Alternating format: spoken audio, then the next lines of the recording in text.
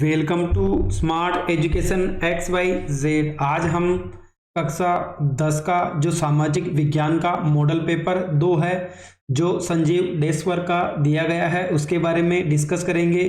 चलो स्टार्ट करते हैं आज की वीडियो।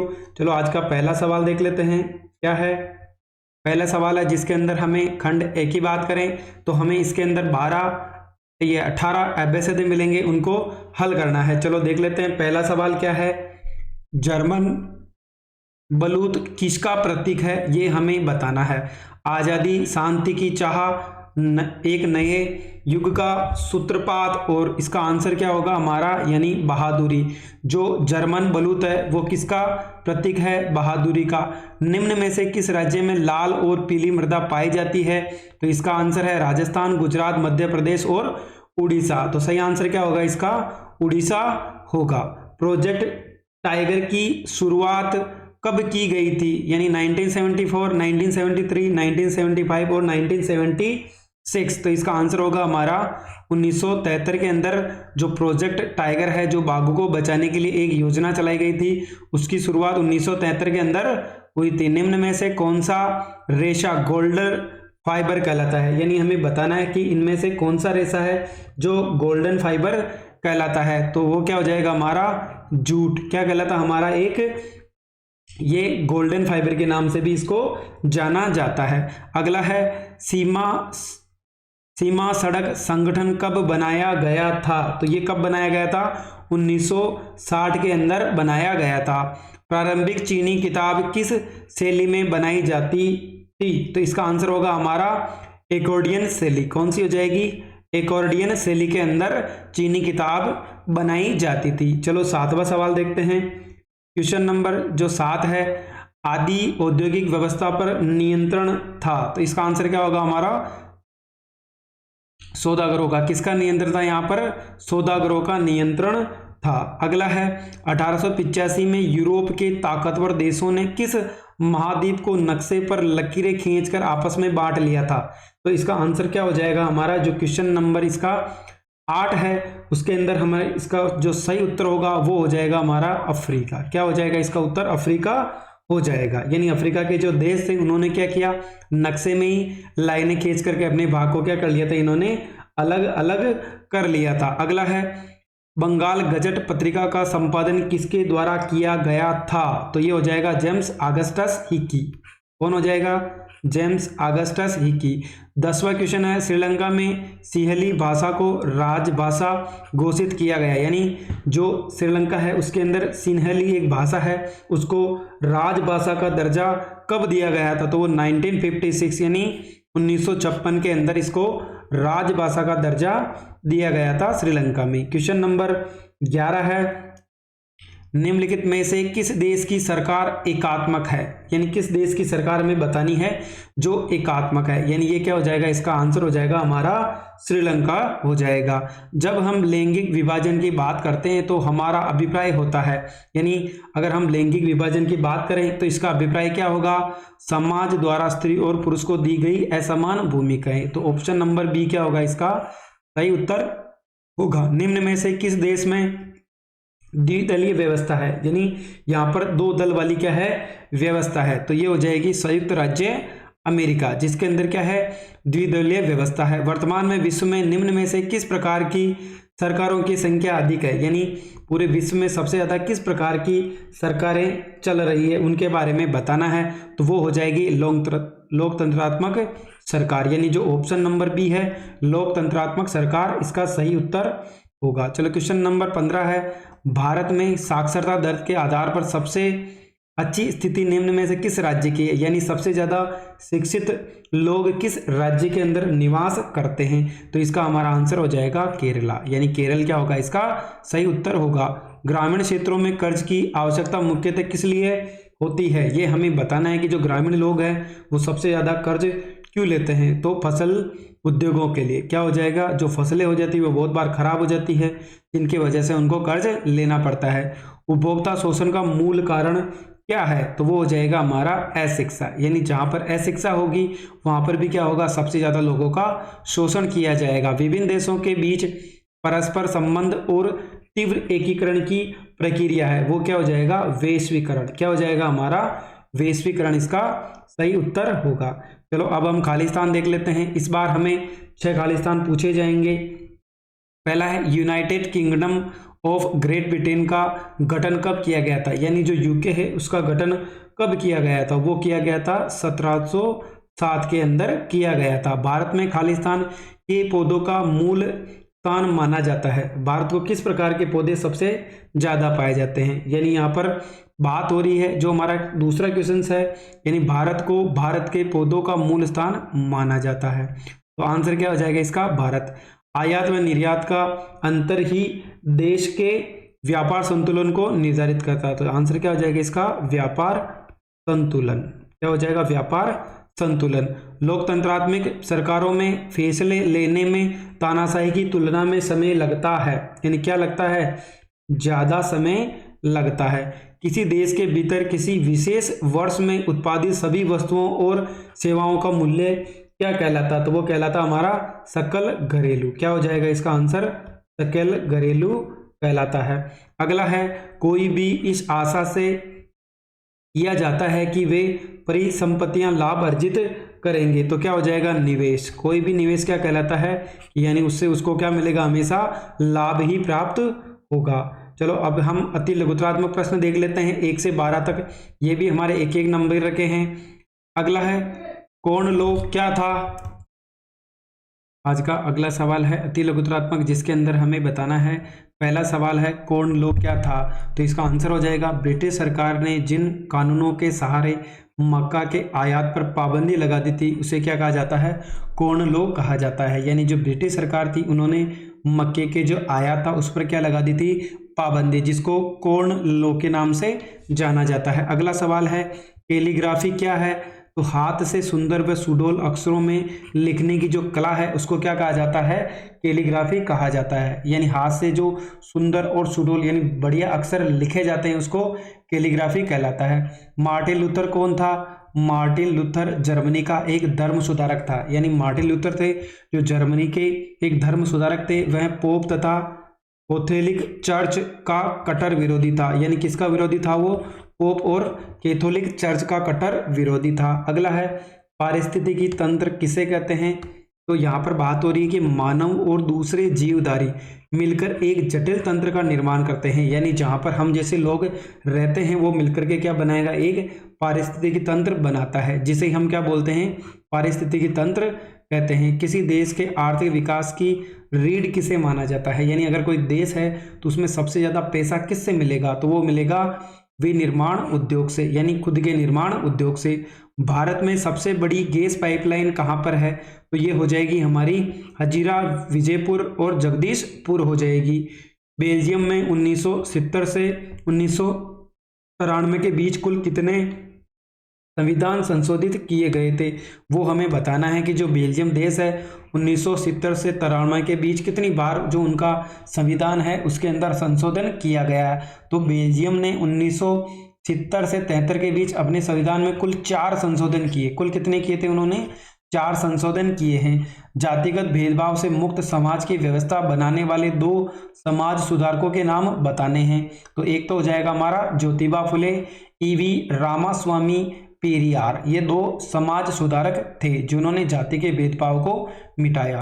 पारदर्शी प्रक्रिया से आप क्या समझते हैं, पारदर्शी प्रक्रिया वह प्रक्रिया है जिसमें लोकतंत्र के निर्णय फायदे कानून के अनुसार लिए जाते हैं। यानी पारदर्शी का मतलब है जिसके अंदर कोई भी चीज छुपाई नहीं जाती। अगर आप कोई भी काम करोगे तो वो कानून के दायरे में रहकर ही करोगे। मुद्रा के प्रयोग से वस्तुओं के विनिमय में सहूलियत कैसे आती है, मुद्रा महत्वपूर्ण मध्यवर्ती भूमिका प्रदान करके आवश्यकताओं के दोहरे सहयोग की जरूरत को खत्म कर वस्तुओं के विनिमय में सहूलियत पैदा करता है। यानी ये क्या करता है, मध्यस्थता का काम करता है। यानी अगर 2 उपभोक्ता है, उनको अगर कोई भी चीज खरीदनी और बेचनी है तो उनके बीच मुद्रा क्या करेगी, मध्यवर्ती की भूमिका निभाएगी।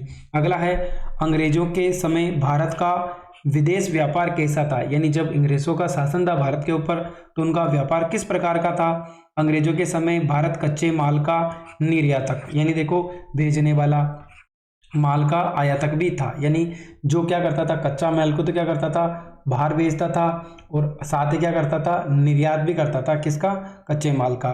आरटीआई का पूरा नाम क्या है, राइट टू इंफॉर्मेशन, क्या हो जाएगा ये, right to information, full form क्या हो जाएगी आरटीआई की, राइट टू इंफॉर्मेशन। यानी अगर आपको कोई भी चीज लगानी है तो आप क्या लिखोगे, राइट टू इंफॉर्मेशन। अगर आपको किसी की भी बारे में अगर सही एग्जैक्ट जानकारी प्राप्त करनी है तो आप क्या लगा दोगे, उस पर आरटीआई लगा दोगे, जैसे एग्जाम के अंदर लगती है। अगला है रूमानीवाद से आप क्या समझते हैं, हमें बताना है कि रूमानीवाद क्या होता है। तो इसका आंसर होगा, रूमानीवाद एक ऐसा सांस्कृतिक आंदोलन था जो एक विशेष प्रकार की राष्ट्रीय भावना का विकास करना चाहता था। रूमानीवाद भावनाओं, अंतर्दृष्टि और रहस्यवादी भावनाओं पर जोर देता था। इसमें एक साझा सामूहिक विरासत की अनुभूति और साझा सांस्कृतिक अतीत को राष्ट्र का आधार बनाने पर बल दिया गया था। अगला है, रेशम मार्ग से किन किन वस्तुओं का व्यापार होता था। यानी जो रेशम मार्ग था, यानी जो चीन व्यापार करता था उसको क्या कहा जाता था, रेशम मार्ग। रेशम मार्ग से अनेक वस्तुओं का व्यापार होता था। इस मार्ग से चीनी रेशम तथा पोटरी, यानी चीनी लोग क्या करते थे, एक तो रेशम और पोटरी भारत व दक्षिणी पूर्व एशिया से कपड़े साथ ही मसाले विश्व के दूसरे भागों तक पहुंचाते थे। यानी एक मार्ग था जिसके द्वारा चीनी लोग क्या करते थे, व्यापार करते थे। वापसी में सोना चांदी जैसे बहुमूल्य धातुएं इस मार्ग से यूरोप से एशिया पहुंचती थी। यानी ये कुछ सामान अपने देश से वहां पर भेजते थे बाहर से, और बाहर से कुछ चीजें क्या आती थी वापस, जो वो सोना चांदी उसके बदले में लेकर आते थे। रेशम मार्ग द्वारा व्यापार के साथ साथ सांस्कृतिक आदान प्रदान भी होता था। यानी संस्कृति का आदान प्रदान भी इसी मार्ग के द्वारा होता था। अगला है, एजेंडा 21 के मुख्य उद्देश्य क्या है। तो भूमंडलीय सतत पोषणीय विकास हासिल करना। दूसरा है, समान हितों, पारस्परिक आवश्यकताओं एवं सम्मिलित जिम्मेदारियों के अनुसार विश्व सहयोग के द्वारा पर्यावरणीय क्षति, गरीबी और रोगों से क्या होना, निपटना। प्रत्येक स्थानीय निकाय अपना स्थानीय एजेंडा तैयार कर सकता था। तो ये क्या थे, इसके जो एजेंडा 21 है उसके क्या थे, उद्देश्य थे। जूट के उत्पादन के लिए आवश्यक परिस्थितियां कौन कौन सी है। यानी अगर आप जूट का उत्पादन करना चाहते हो तो आपको क्या क्या परिस्थितियों पे ध्यान देना होगा। देखो, जूट की वृद्धि काल के दौरान उच्च तापमान की आवश्यकता होती है। यानी अगर आपको जूट का क्या करना है, वृद्धि करनी है, उत्पादन करना है, तो तापमान उच्च होना चाहिए। जूट की खेती के लिए बाढ़ के मैदानों की जल निकासी वाली उपजाऊ मिट्टी आदर्श होती है। यानी जहाँ पर पानी बहता रहता है वो मिट्टी क्या होती है, जूट की खेती के लिए बहुत ही उपजाऊ होती है। अगला है, विभिन्न स्तरों पर गठित सरकारों के बीच सत्ता की साझेदारी पर टिप्पणी लिखिए। यानी हमें बताना है कि विभिन्न स्तरों पर जो गठित सरकार है उनके बीच सत्ता की साझेदारी क्या है। विभिन्न स्तरों की सरकारों के बीच सत्ता की साझेदारी, शासन की सत्ता का विभाजन जब केंद्र सरकार और प्रांतीय यानी राज्य सरकार के बीच किया जाता है तो उसे विभिन्न स्तरों के बीच सत्ता की साझेदारी कहा जाता है। यानी अगर केंद्र सरकार और राज्य सरकार के बीच कुछ भी विभाजन या सत्ता का आपस में क्या किया जाता है, विभाजन किया जाता है सत्ता का, तो क्या कहलाता है, उसे हम इसके जितने भी स्तर है उनको साझेदारी कहा जाता है। सत्ता के ऐसे विभाजन को सत्ता का ऊर्ध्वाधर वितरण भी कहा जाता है। दोनों प्रकार की सरकारों को सत्ता का बंटवारा संविधान द्वारा ही किया जाएगा। यानी केंद्र सरकार और राज्य सरकार अगर सत्ता का बंटवारा करती है तो वह संविधान में रहकर ही करना होगा।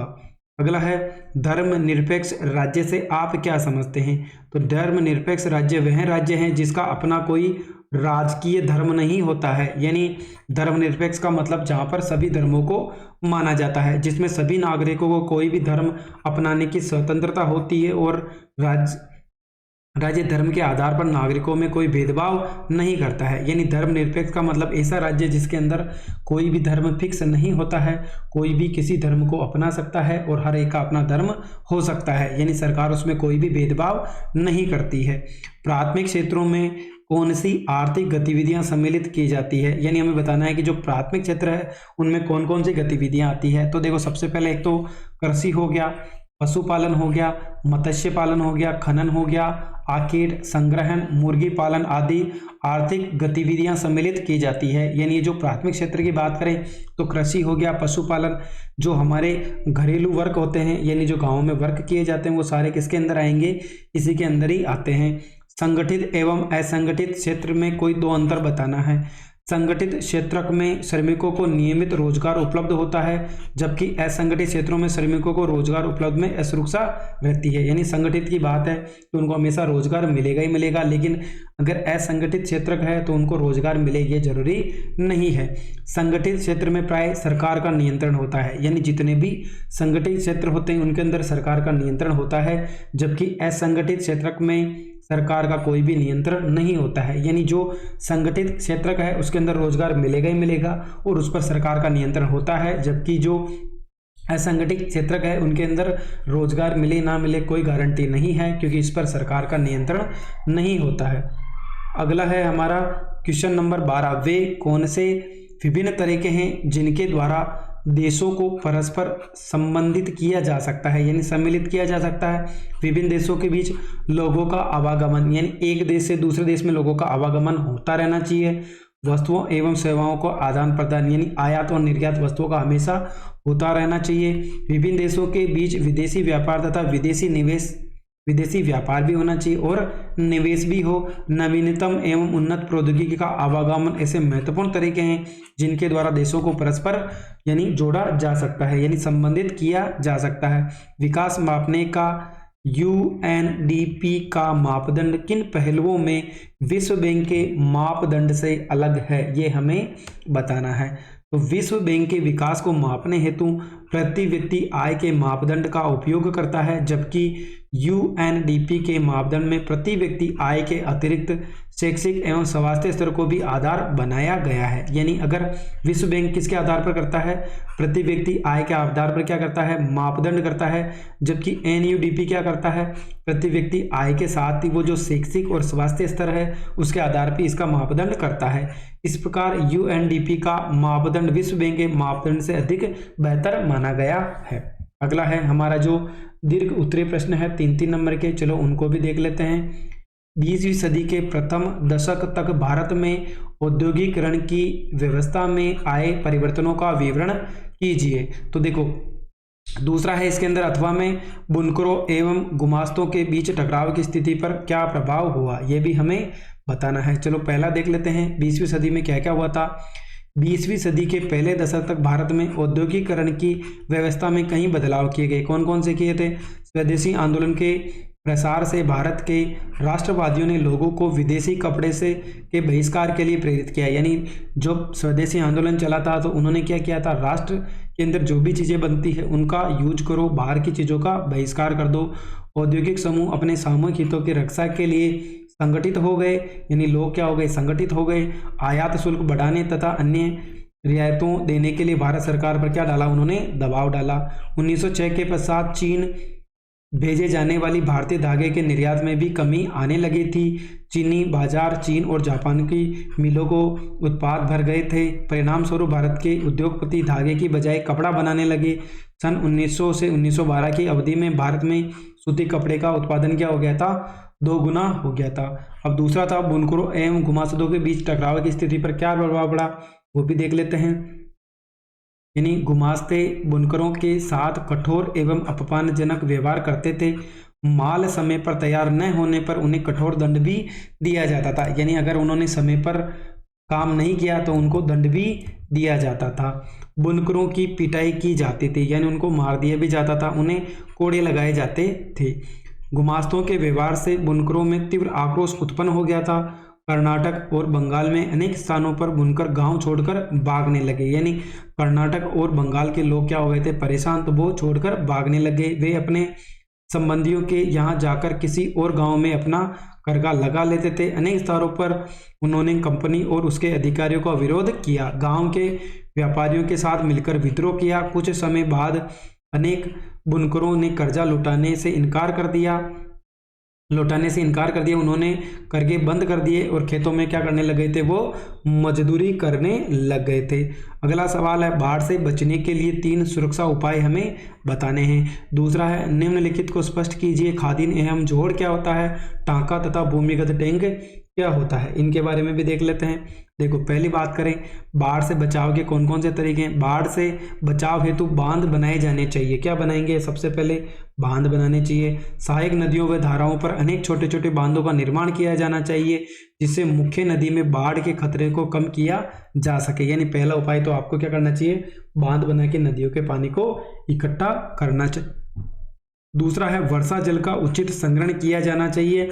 भूम जल पुनर्भरण के प्रयास किए जाने चाहिए, यानी जो वर्षा का जल है उसको कहीं इकट्ठा कर लेना चाहिए। नदियों के ऊपरी जल संग्रहण क्षेत्रों में सघन वृक्षारोपण किया जाना चाहिए। ये जो नदियों के आसपास के जो क्षेत्र होते हैं वहां पर हमें ज़्यादा से ज़्यादा पेड़ पौधे लगाने चाहिए। बथुआ में 2 थे, एक तो था खादीन और जोहड़ में क्या अंतर है। राजस्थान के अर्ध शुष्क एवं शुष्क क्षेत्रों में खेतों में वर्षा के जल को एकत्रित करने के लिए गड्ढे बनाए जाते हैं जिससे भूमि की सिंचाई की जा सके। यानी यहाँ पर बात हो रही कि खादीन क्या होता है, हम क्या कर देंगे, एक खड्डा बना देते हैं। संरक्षित जल को भूमि के काम में प्रयुक्त लिया जाता है। राजस्थान के जैसलमेर जिले में खादीन तथा अन्य क्षेत्रों में उसको जोहड़ के नाम से जाना जाता है। यानी जो जैसलमेर है वहाँ पर उसको खादीन कहा जाता है, बाकी क्षेत्रों में जोहड़ कहा जाता है। यानी जो वर्षा का जल होता है उसको एकत्रित करने के लिए खड्डे बनाए जाते हैं जिसका प्रयोग हम सिंचाई के लिए लेते हैं या पीने के पानी के रूप में प्रयुक्त करते हैं। अगला है टांका अथवा भूमिगत टैंक क्या होता है। राजस्थान के अर्ध शुष्क और शुष्क क्षेत्रों में विशेष रूप से बीकानेर, फलोदी, जोधपुर, बाड़मेर में लगभग प्रत्येक घर में पीने का पानी संग्रहण करने के लिए भूमिगत टैंक अथवा टांका हुआ करते थे। इसका आकार एक बड़े कमरे के समान होता है। टांका यहाँ सुविकसित छत वर्षा जल संग्रहण का अभिन्न हिस्सा है जिसे मुख्य घर अथवा आंगन में बनाया जाता है। ये घरों की ढलवा छतों से पाइप द्वारा जोड़े जाते हैं जिनसे होकर वर्षा का जल भूमिगत टांका में पहुंचता है। यानी जो जैसलमेर की साइड में जो लोग हैं, जैसलमेर, बाड़मेर और यहाँ पर बीकानेर, जोधपुर की बात हो रही है, तो वहाँ के लोग क्या करते हैं, जो भी वर्षा का जल आता है छत में का जो भी जल होता है उसको वो पाइप की सहायता से एकत्रित कर लेते हैं और उसको किस में डाल देते हैं, जो टैंक बना दिए जाते हैं बड़े बड़े खड्डे, उसके अंदर भर लिया जाता है, यानी भूमिगत कर लिया जाता है। चलो अगला देख लेते हैं। क्वेश्चन नंबर जो 16 है वो क्या कह रहा है। क्वेश्चन नंबर 16 है भारत में राजनीतिक सत्ता के विकेंद्रीकरण के पीछे बुनियादी सोच को स्पष्ट कीजिए अथवा है भारत की भाषा नीति पर संक्षेप में बताइए। भारत में शक्तियों के विकेंद्रीकरण के पीछे मूल भावना यह है कि अनेक मुद्दों और समस्याओं का निपटारा स्थानीय स्तर पर ही बढ़िया ढंग से हो सकता है। यानी जो छोटे मोटे मुद्दे हैं उनको हम अपने स्तर पर ही खत्म कर सकते हैं। लोगों को अपने इलाके की समस्याओं की बेहतर समझ होती है। लोगों को इस बात की भी अच्छी जानकारी होती है कि पैसा कहाँ खर्च किया जाए और चीज़ों का अधिक कुशलता से उपयोग किस प्रकार किया जाए। दूसरा है स्थानीय स्तर पर लोगों को फैसले में सीधे भागीदार बनाना भी संभव हो जाता है, से लोकतांत्रिक भागीदारी की आदत पड़ती है। इस प्रकार स्थानीय सरकारों की स्थापना स्वशासन के लोकतांत्रिक सिद्धांतों को वास्तविक बनाने पर सबसे अच्छा तरीका है। यानी अगर स्थानीय लोग हैं तो उनकी समस्या को हम स्थानीय स्तर पर ही सॉल्व कर सकते हैं। दूसरा है भारत की भाषा नीति को बताइए। चलो देख लेते हैं क्या है। हमारे संविधान में किसी एक भाषा को राष्ट्रभाषा का दर्जा नहीं दिया गया है, यानी हमारी कोई भी एक भाषा राष्ट्रभाषा नहीं है। हिंदी को राजभाषा माना गया है। साथ ही अन्य भाषाओं के संरक्षण के अनेक दूसरे उपाय भी किए गए हैं। संविधान में हिंदी के अलावा 21 भाषाओं को अनुसूचित भाषा का दर्जा दिया गया है। केंद्र सरकार के किसी पद का उम्मीदवार उनमें से किसी भी भाषा में परीक्षा दे सकता है, बशर्ते कि उम्मीदवार इसके विकल्प के रूप में चुने। राज्य की अपनी राजभाषाएं हैं, यानी हर एक राज्य की अपनी अपनी भाषा हो सकती है, लेकिन देश की कोई भी राष्ट्रभाषा नहीं है, यानी राजभाषा हिंदी है। राज्यों का अपना अधिकांश काम अपनी राजभाषा में ही होता है। केंद्र सरकार ने गैर हिंदी भाषा राज्यों की मांग पर हिंदी के साथ साथ अंग्रेजी को भी राजकीय कामों में प्रयोग अनुमति दे दी है। यानी जो भी सरकारें होती है वो क्या कर सकती है, अपनी खुद की भाषा रख सकती है। राज्य सरकार साथ ही हिंदी के साथ साथ इंग्लिश भी एक भाषा के रूप में प्रयुक्त किए जाने वाली है। अगला है अपने तर्कों से सिद्ध कीजिए कि स्वयं सहायता समूह ग्रामीण क्षेत्रों के गरीबों को संगठित करने में मदद करता है। और दूसरा है भारतीय रिजर्व बैंक के जैसा कोई निरीक्षक होना चाहिए जो अनौपचारिक ऋणदाताओं की गतिविधियों पर नजर रखे और उनके काम को क्या करे, मुश्किल हो। उनका काम मुश्किल क्यों होगा? स्वयं सहायता समूह के पीछे मूल विचार है ग्रामीण क्षेत्रों के गरीबों तथा महिलाओं को छोटे छोटे सहायता समूह में संगठित करना, उनका बचत पूंजी को एकत्रित करना। स्वयं सहायता समूह के अंतर्गत 15-20 लोगों का एक समूह बना लेना। वे नियमित रूप से मिलते हैं, अपने बचतों को इकट्ठा करते हैं, यानी वो क्या करेंगे, सारे मिलकर के एक दूसरे की सहायता करते रहते हैं और समूह में हर महीने पैसे इकट्ठे करते हैं। यह बचत धीरे धीरे बढ़ती चली जाती है। ये समूह अपने ही सदस्यों को आसान शर्तों पर ऋण प्रदान करता है, जिस पर उन्हें बहुत कम ब्याज देना पड़ता है। स्वयं सहायता समूह ग्रामीण क्षेत्रों के गरीबों को संगठित करने में मदद करते हैं। इससे न केवल महिलाएं आर्थिक रूप से स्वावलंबी हो जाती है, बल्कि समूह की नियमित बैठकों के जरिए लोगों को एक मंच मिलता है, जहां पर वह तरह तरह के सामाजिक विषयों जैसे स्वास्थ्य, पोषण, घरेलू हिंसा आदि पर भी आपस में चर्चा कर पाते हैं। यानी गांव में कुछ लोगों का समूह होता है, वो आपस में एक दूसरे से ऋण ले लेते हैं और जब महीना आता है वो किसी एक आदमी को वो ऋण दे देते हैं। इससे क्या होगा, उनका एक संगठन भी रहेगा और बहुत ही आसानी से उनको पैसा उपलब्ध हो जाता है। चलो अगला आरबीआई के बारे में देख लेते हैं। आरबीआई की तरह एक और क्या होना चाहिए अपने पास, अनौपचारिक ऋणदाताओं की गतिविधियों पर नजर रखने हेतु भारतीय रिजर्व बैंक जैसा कोई निरीक्षक होना चाहिए, क्योंकि अनौपचारिक ऋणदाताओं पर द्वारा ऊंची ब्याज दर पर ऋण दिया जाता है तथा विभिन्न प्रकार से ऋण लोगों का शोषण किया जाता है। अतः इन गतिविधियों पर नियंत्रण आवश्यक है। उनका कार्य मुश्किल इसलिए होगा क्योंकि अनौपचारिक ऋणदाताओं पर नियंत्रण रखना इतना आसान नहीं है। इनकी संख्या काफ़ी ज़्यादा है, अतः ये ऋणदाता बिखरे हुए हैं। इसके अतिरिक्त अनौपचारिक ऋणदाताएं पूरी कागजी कार्रवाई भी नहीं करते हैं, यानी जो गांव के अंदर साहूकार होते हैं उनकी बात हो रही है। इनके ऊपर भी आरबीआई जैसे बैंकों को मैनेज कौन करता है, आरबीआई करता है। इसी प्रकार और कोई संगठन होना चाहिए जो इन लोगों पर भी क्या कर सके, नियंत्रण कर सके। चलो अगला देख लेते हैं। सत्याग्रह पर महात्मा गांधी के विचार क्या है वो बताने हैं। अथवा में है खिलाफत आंदोलन का अर्थ स्पष्ट कीजिए, इससे गांधी जी की भूमिका क्या थी वो हमें बताना है। चलो दोनों देख लेते हैं।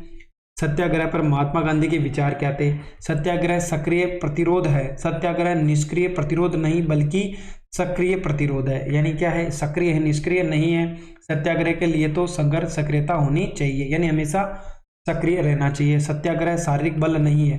गांधी जी के अनुसार सत्याग्रह शारीरिक बल नहीं है। सत्याग्रही अपने शत्रु को कष्ट नहीं पहुंचाता है, वह अपने शत्रु का विनाश नहीं चाहता। सत्याग्रह के प्रयोग में प्रतिशोध व दुर्घटना भी भावना नहीं होती है। यदि आपका संघर्ष अन्याय के विरुद्ध है तो उत्पीड़कों से मुकाबला करने के लिए आपको किसी शारीरिक बल की भी आवश्यकता नहीं होगी। सत्याग्रह शुद्ध आत्मबल है। सत्याग्रह शुद्ध आत्मबल है। सत्य ही आत्मा का आधार होता है, इसलिए इस बल को सत्याग्रह की संज्ञा दी गई है। आत्मा ज्ञान युक्त होती है, यह प्रेम से ओतप्रोत है। अहिंसा सर्वोच्च धर्म है, यानी हमें कभी भी हिंसा नहीं करनी चाहिए। सत्य की विजय, इस संघर्ष में अत्यंत सत्य ही विजय होती है। गांधी जी के अनुसार अहिंसा का यह धर्म सभी भारतीयों को एकता के सूत्र में बांध सकता है। अथवा में है खिलाफत आंदोलन, तुर्की का सुल्तान इस्लामिक विश्व का आध्यात्मिक नेता खलीफा माना जाता है। प्रथम विश्व युद्ध में ओटोमन तुर्की की हार हो चुकी थी। इस आशय की अफवाहें फैली थी कि ब्रिटिश सरकार द्वारा तुर्की के सुल्तान पर एक कठोर और अपमानजनक संधि तोप दी जाएगी। इससे भारतीय मुसलमानों में आक्रोश व्याप्त था, अतः उन्होंने खलीफा की तात्कालिक शक्तियों की रक्षा के लिए मार्च 1919 में मुंबई में एक खिलाफत समिति का गठन किया तथा मोहम्मद अली और शौकत अली बंधुओं के साथ अनेक मुस्लिम नेताओं के खिलाफत आंदोलन की संभावना तलाशने के लिए महात्मा गांधी के साथ चर्चा शुरू कर दी थी। अगला है खिलाफत आंदोलन में महात्मा गांधी की क्या भूमिका थी। गांधी जी ने हिंदुओं और मुसलमानों में एकता उत्पन्न करने के लिए खिलाफत आंदोलन का क्या किया था, इन्होंने समर्थन किया, जिससे हिंदू और मुस्लिम में एकता आ जाए। सितंबर 1920 में कांग्रेस के कलकत्ता अधिवेशन में गांधी जी ने दूसरे कांग्रेसी नेताओं को इस बात पर राजी कर लिया कि खिलाफत आंदोलन के समर्थन में और स्वराज के लिए एक असहयोग आंदोलन शुरू किया जाना चाहिए। खिलाफत आंदोलन का महत्व। खिलाफत आंदोलन ने राष्ट्रीय आंदोलन को गति प्रदान की और अन्य तथा हिंदू और मुसलमानों में एकता स्थापित करने में महत्वपूर्ण भूमिका निभाई। अगला है क्वेश्चन नंबर 19, राजनीतिक दल क्या है। भारत में राजनीतिक दलों में सुधार के लिए क्या प्रयास किए गए। अथवा भारतीय जनता पार्टी यानी बीजेपी अथवा भारतीय राष्ट्रीय कांग्रेस की चार प्रमुख नीतियां कार्यक्रमों पर हमें लेख लिखना है। चलो देख लेते हैं। पहला है राजनीतिक दल। राजनीतिक दल लोगों का एक समूह होता है जो चुनाव लड़कर सरकार में राजनीतिक सत्ता हासिल करने के उद्देश्य से कार्य करता है। यह संपूर्ण राष्ट्र के हितों को ध्यान में रखकर कुछ नीतियों और कार्यक्रम तय करता है। भारत में राजनीतिक दलों और राजनेताओं को सुधारने के लिए हाल ही में निम्नलिखित प्रयास किए गए।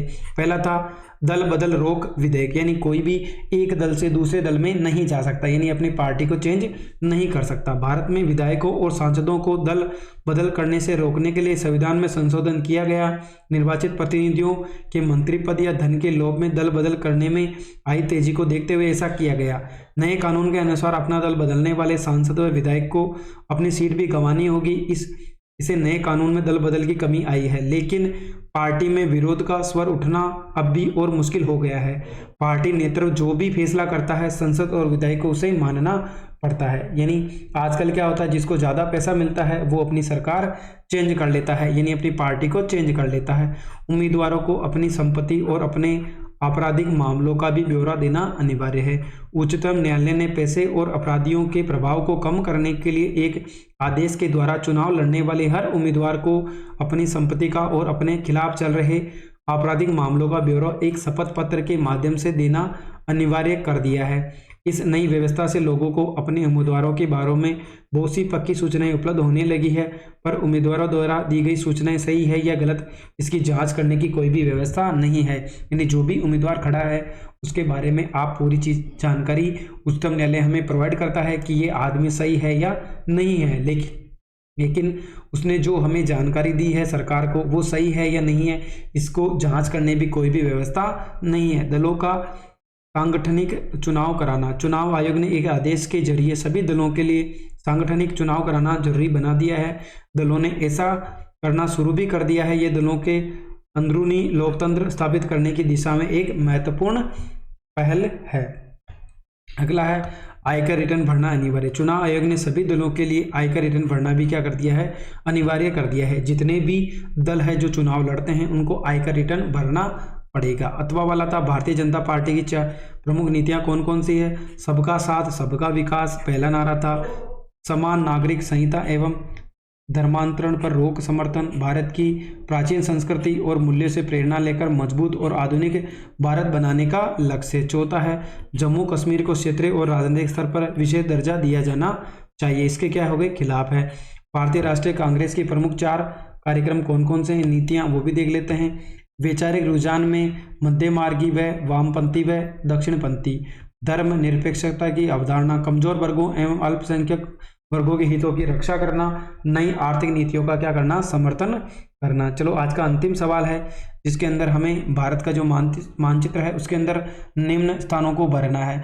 निम्नलिखित कोयला खानों को भारत के रेखा मानचित्र पर अंकित कीजिए। पहला है सिंगरौली, रानीगंज, सिंगरेनी और नेवेली। तो सबसे पहले अगर हम बात करें सिंगरौली तो ये कहाँ पर हमारा जो यूपी स्टेट है उसके अंदर क्या हो जाएगा, सांगरोली हो जाएगा। अगर हम बात करें रानीगंज तो ये कहाँ पर है, हमारा जो ये पश्चिमी बंगाल है उसके अंदर क्या हो जाएगा, रानीगंज हो जाएगा। अगर हम इसकी बात करें तो ये हमारा जो तेलंगाना है यहाँ पर क्या हो जाएगा, हमारा सिंगरेनी हो जाएगा। नेवेली की बात करें तो ये सबसे नीचे जो हमारा तमिलनाडु है उसके अंदर क्या हो जाएगा, हमारा नेवेली हो जाएगा। दूसरा था निम्नलिखित आणविक ऊर्जा संयंत्रों को भारत के रेखा चित्र पर दर्शाना है। पहला था नरोरा, रावतभाटा, कल्पकम और तारापुर। चलो देख लेते हैं चारों स्थान कहाँ कहाँ पर है। सबसे पहले अगर हम बात करें कि जो नरोरा है वो कहाँ पर हमारा यूपी के अंदर हो जाएगा। रावतभाटा हमारा राजस्थान के अंदर स्थित है। तारापुर की बात करें तो ये हमारा कहाँ पर आ जाएगा, महाराष्ट्र के अंदर आ गया। साथ ही अगर हम बात करें कि कल्पकम इसकी बात करें तो ये कहाँ पर है, हमारा जो तमिलनाडु है उसके अंदर क्या आ जाएगा, कल्पकम आ जाएगा। तो इस प्रकार हमने जो आज कक्षा 10 का मॉडल पेपर 2 था संजीव देशवर का, उसको हमने बड़ी आसानी से हर एक सवाल को बड़ी आसानी से हल करते हुए पूरे जितने भी क्वेश्चंस दिए गए थे उनको हल किया था। अगर आपको हमारे इसी प्रकार के मॉडल पेपर आगे आने वाली वीडियो में देखना है तो आप हमारे चैनल को सब्सक्राइब कर सकते हैं, लाइक भी करें और अपने दोस्तों के साथ भी शेयर करें। Thank you so much.